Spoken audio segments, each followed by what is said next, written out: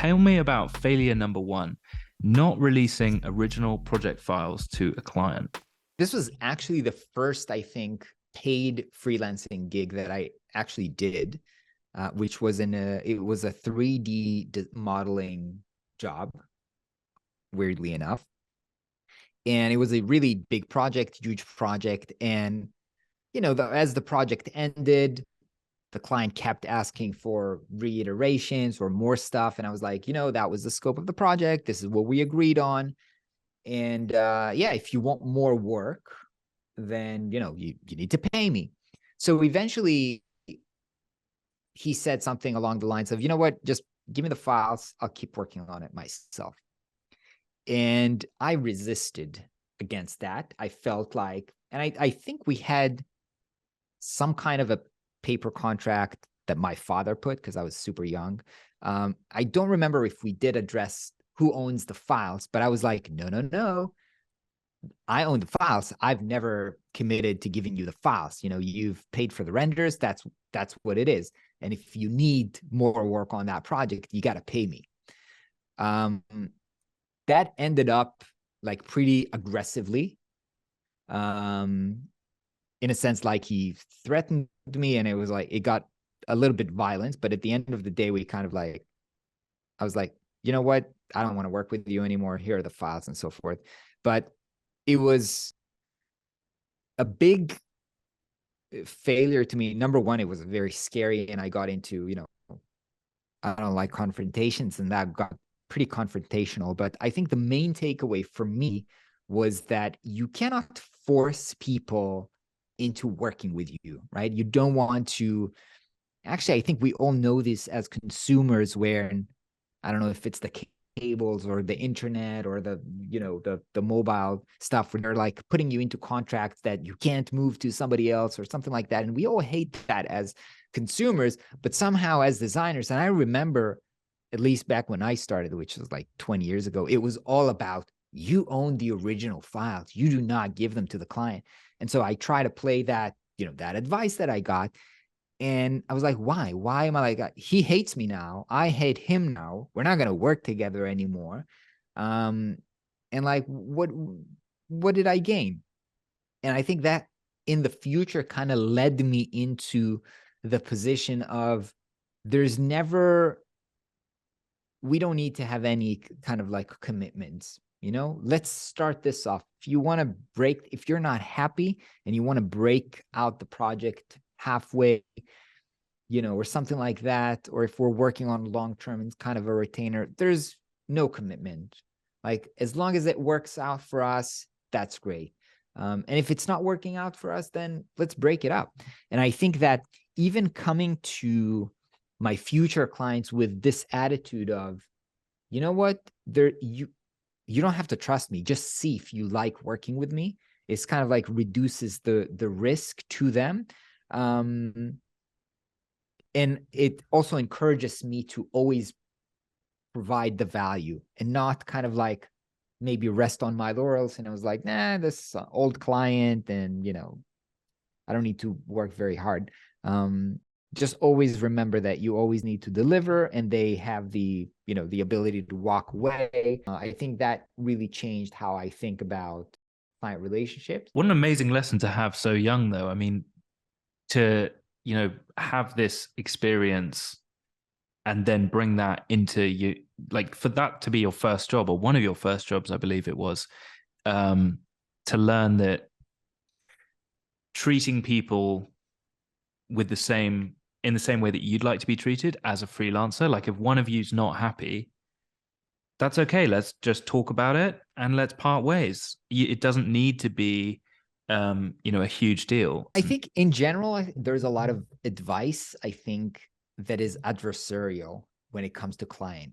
They are bad. They want this, and you need to not let them get this. Don't let them take advantage of you. And it's like, if you're getting into a relationship feeling that, again, you need to win and they need to lose, or it's going to be adversarial, then it's not going to be a great relationship anyway. I also think something that you touched on there as well, that it's a very much a relationship based industry. Like, it's not just about the work. It's actually about how well you can get on with that This is person. 100%. I think people miss that out. Like, Yeah. especially now on the internet. Oh, I'll just create content and I'll create a funnel. And it's just people are Mm, going to arrive there. And no, it's people. It's meeting people, making yeah. friends, like building relationships, 100%. Yeah. And how do you make friends? Well, keep showing up to the same place that that other person does, and you'll develop a relationship. And if you don't want to see them, then you won't see them. Same with freelancing. I think that's something that's so basic. Um, but the amount of times I see things online about like, how do I get more clients?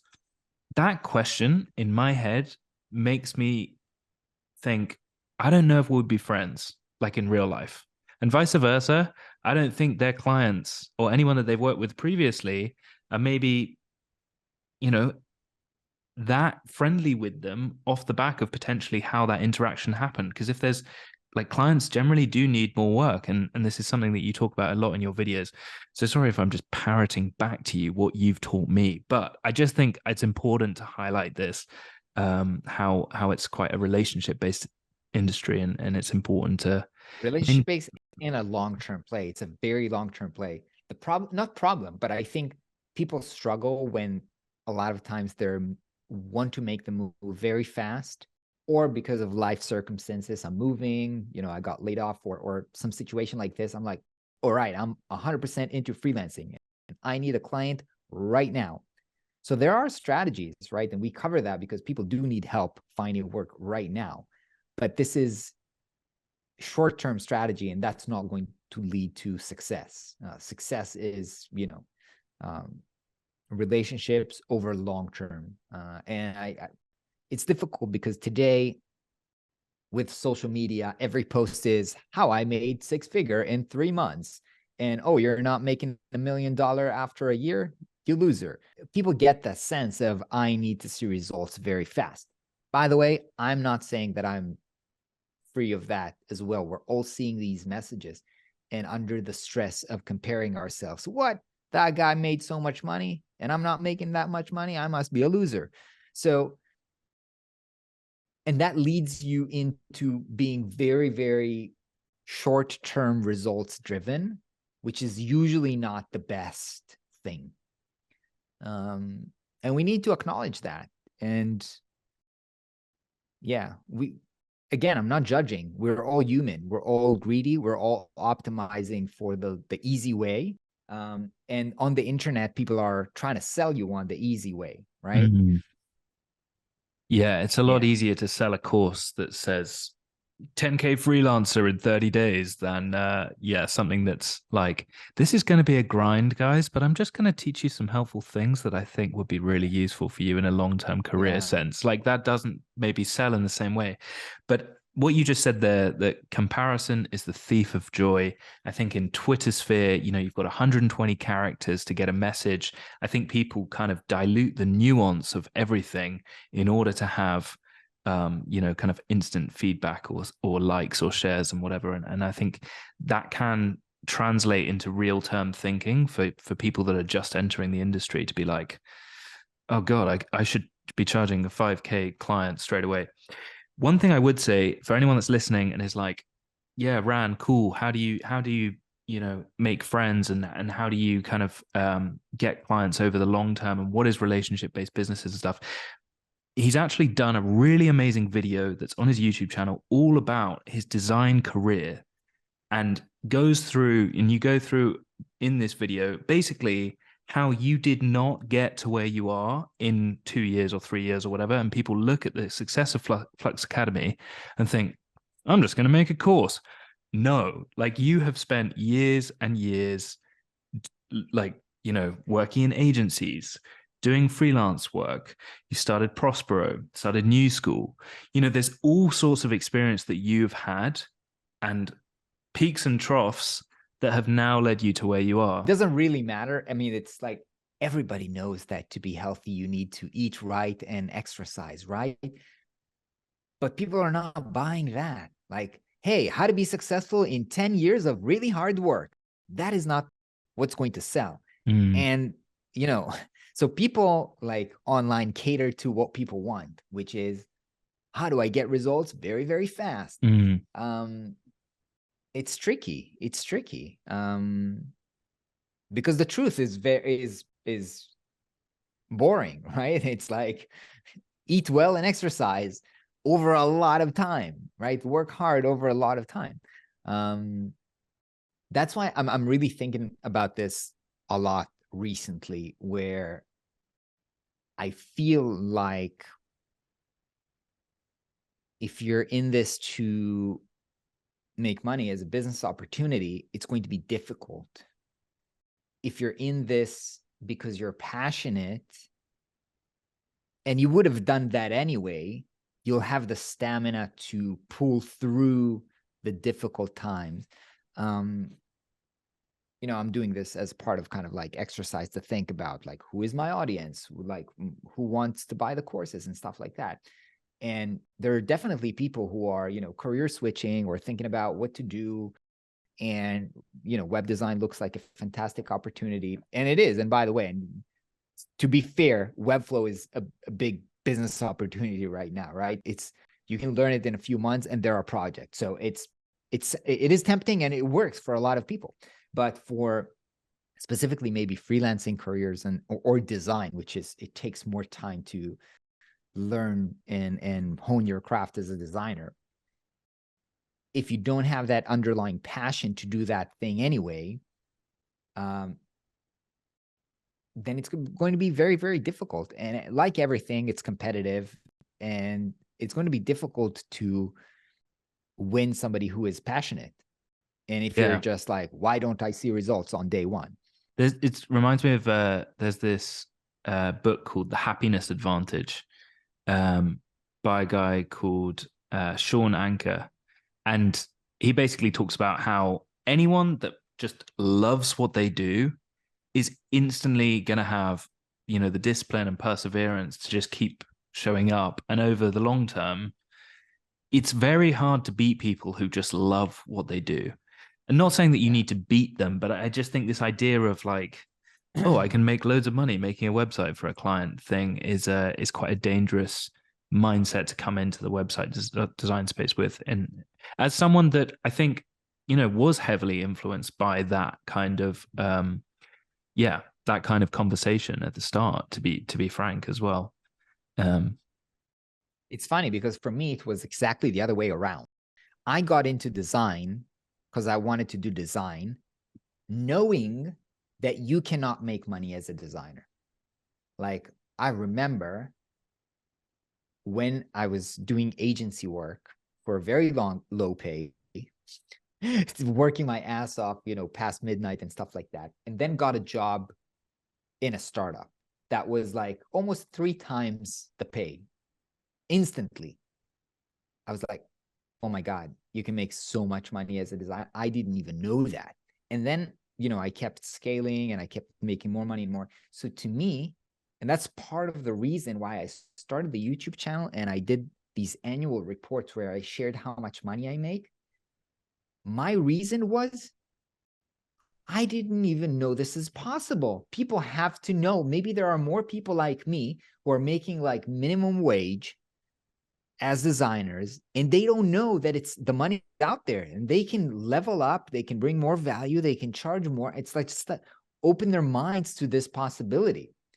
But what ended up happening is you know, It's the gone the other other way, way. where people are Yeah. like, oh, wait, you can make money doing this? I'll get into it because there's money there, right? And that's the complete opposite motivation, right? Instead of motivating the passionate people, you end up motivating people who might be less passionate. But I would say though that like you very, very quickly realize that it's very, you know, it's not like an easy. I think the people that talk about how easy it is to make money through web design, like everything in life, it's harder than you think, and simple things Yeah, are no, often, I yeah. don't think I've ever said that it was easy, No, but sorry, I didn't again, mean you. I just I mean like, enjoyed doing it. And again, maybe part of the why I made the YouTube was I liked my lifestyle. I was like, people need to see how awesome it is to be a designer and freelancer and walk around and eat lunch with all these random people and fly around to meet clients. That's awesome. Like people should do that. And I wanted to inspire people to do it, right? Mm.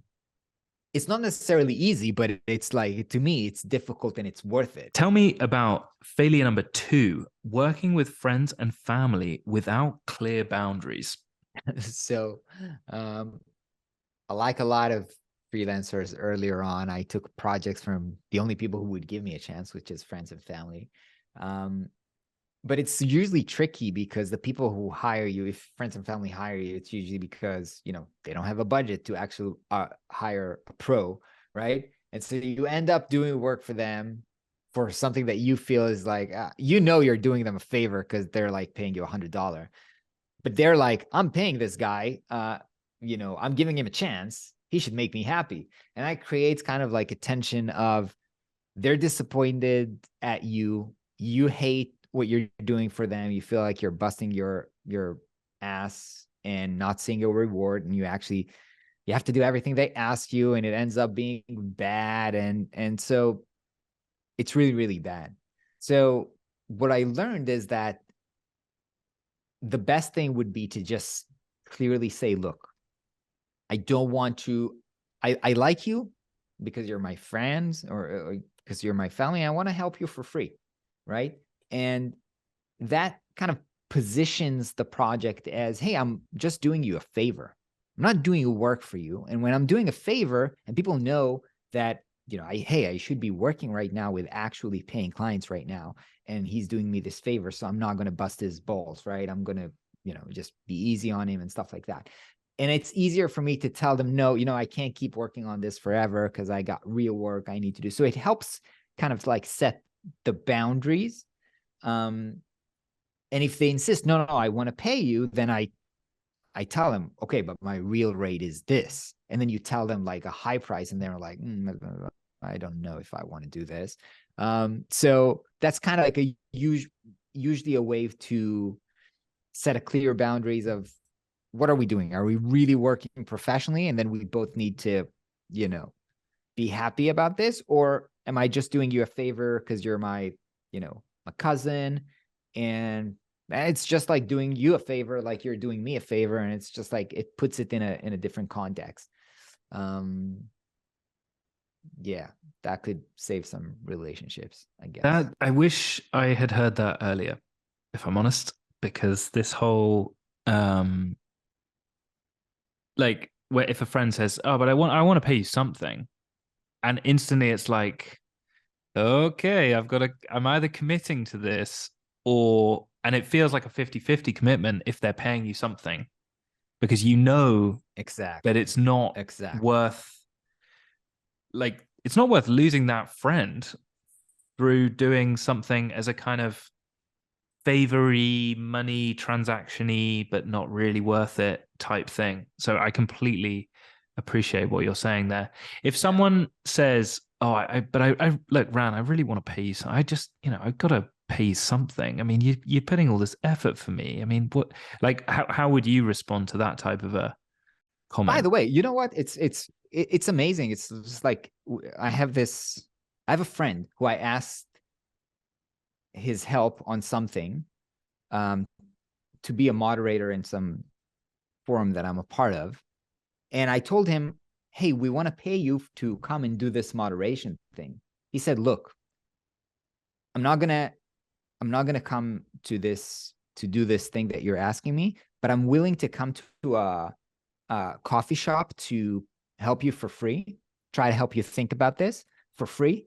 But I'm not going to go do this thing because if I come and do this thing, it's going to be very, very expensive.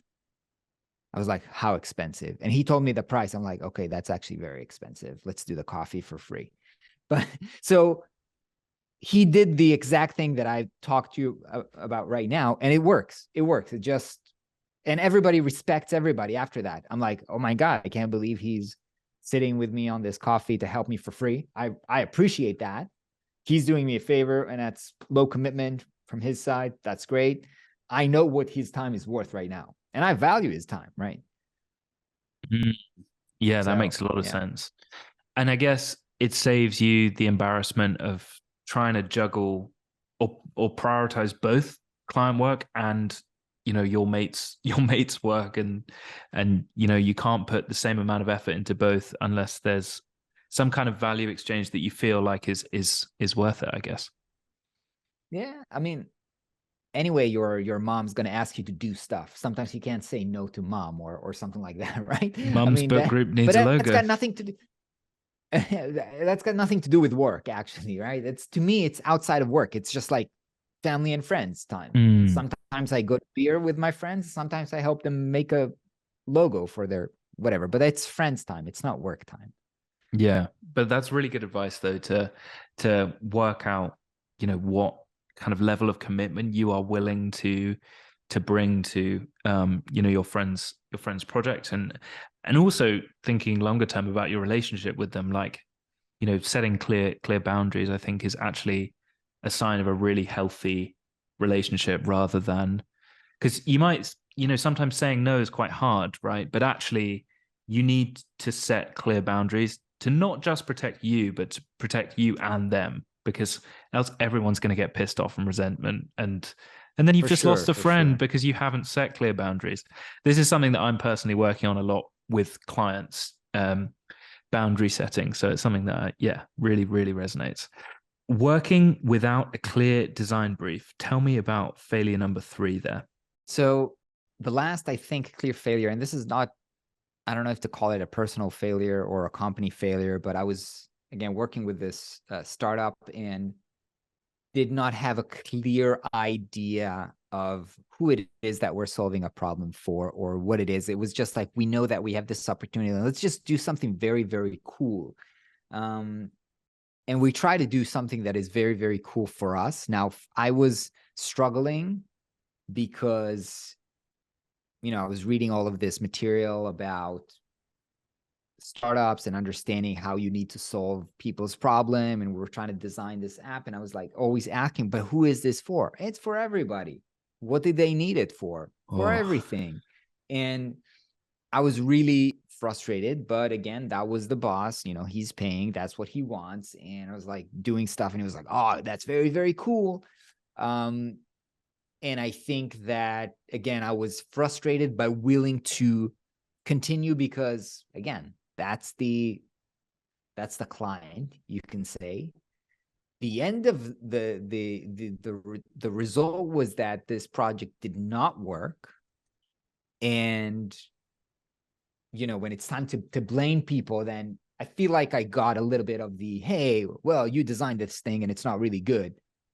And I said, okay, but I try to tell you. But I think that, again, it's our responsibility, professional responsibility, to tell our clients, look, this is not going to generate a great result doing this.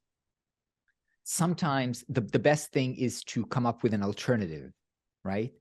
And just say, here's what you asked for. Because sometimes, not sometimes, at the end of the day, they're paying you, you need to do what they say.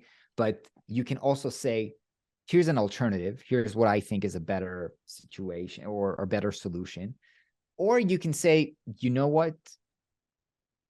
Again, I don't think this is going to work out. And that depends on your situation, right? Back at that situation, for me to quit my job just because, hey, I thought this is not a good design process, probably I wouldn't do that, right? So I'm not saying it's not always possible. But to me, at least, that was a trigger of, you know what? I think I need to move on because I'm not going to be able to do great work here. And you realize that helps you understand what kind of clients or projects you want to work on. If you're going to work with people who are not willing to listen and partner, they're not going to see a success. And then eventually you're not going to see a success because you're not working on successful projects and so forth. I knew this episode would be gold dust. Okay, I'm just going to say back to you what you just said to me, because there was loads and loads of important things. So one thing you said was, instead of just pushing pixels, you need to be a little bit more of a consultant. You need to push back and say, look, this is what you're trying to achieve. And I don't think the way we're currently going about it is the best way to do that. Now, I can just do what you say, but here's an alternative. And even by showing them an alternative, actually making something that you can show maybe might illustrate that idea better. And I'm just going to take that idea a little bit further. Corey Moen, who was on Webflail episode 7 or 8, I believe, he talks about showing proof. So he takes this idea further where he actually tests different ideas and says, look, I have got objective proof that people prefer the color of this button than this button or whatever it is, and how that can really help inform the design decisions. But pushing back comes a little bit off the idea we just had there, knowing what boundaries you need to personally have to guide the process effectively and make sure that your client succeeds, but by virtue of that you succeed, or you might even get blamed by them like it happened to you. Did I summarize that okay? Yeah. But I wonder if, just to be realistic, I wonder if people can actually use the advice of just say no about whatever boundary it is, or you need to literally be burned once or twice. And by the way, know that it's okay to be burned once or twice. And then saying, I'm not doing this anymore because I have done that and that ended up badly. It's going to be difficult to say to somebody, I'm not going to do this because I heard some random guy on YouTube say that, right? So I think it's important for people just to know that it is okay to make these mistakes and failures, and they're going to learn just like we learn. And that's part of the process. And these mistakes usually don't kill you, don't take you out of the game, and just like everybody has them. I think that's the important thing maybe for people listening to this episode is I've had the same mistakes that you're having right now. It's okay. It's normal. Keep at it, Hey, we just swapped roles there. You just went into full Webflail mode, talking about the importance of failure. And I was like trying to riff off, the practical advice that you were giving, but that was amazing. Yeah, important to say that it's funny how often people that, have the benefit of hindsight, they've got that context of long how do I say that word? Longevity? That's longevity is what I'm trying to say. Longevity. Yeah, I Oh, guess. I'm all over the shop. How you can kind of see that there are peaks and troughs in your client relationships, and whether you're in an agency or not, there's things that you will learn what not to do and what to do by kind of just being burned, and that's totally fine. But yeah, so many gems in this episode. Okay, here's the really difficult question of this episode. Are you ready for it? Yeah, let's do it. Okay, what is your next failure going to be? My God, I've had so many of them lately that I am, I don't know. We're launching a new course on Tuesday. My God, I don't know if it's going to be a failure or not, but Hey, touch wood. I'm always doing my best. And yeah, I'm failing a lot. It's not always obvious when you're looking at the outside, but I'm failing all the time. But you are looking at failure as someone that's a success. And I think this is so important to end the episode on, is that, someone that has got the cojones to do a project in high school with their mate's dad and tell him, no, I'm not going to give you the design files. Like, you follow your nose, you go towards what you think is right, and you trust your gut. No, it doesn't always work, but you learn from it after getting burnt, and then you're stronger for it. So I think just how you phrase that, like, I'm failing all the time, there's a lot of people listening to this who you are like success for them. So for you to say that, I think is really, hopefully it's really inspiring for anyone listening. I hope so too. Thank you for having me, man. Ran, it's been an absolute pleasure. If anyone wants to ask you any questions about this episode, should they message you on Twitter, or what's the best way of contacting you? Yeah, Twitter's cool. Find me on Twitter. All right. You know that he's not going to see the message during the day, though, guys, because he's a busy man, not on his social then. So give him some time to get back to you. Kids go to bed. When I'm sitting next to my kids waiting for them to fall asleep, that's when I check my Twitter. Okay, so you have a very short window, guys, to get a reply. So make sure that your Oh no, it takes message them a is getting. while to fall asleep. Don't worry. Awesome. Thanks so much, Ran. Is there any final words that you want to say to anyone as we end this episode? No, keep failing forward. Failing forward. God damn it. This guy is just full of quotes. Okay. Thank you so much, Ran, for the episode. Cheers, man. Cheers.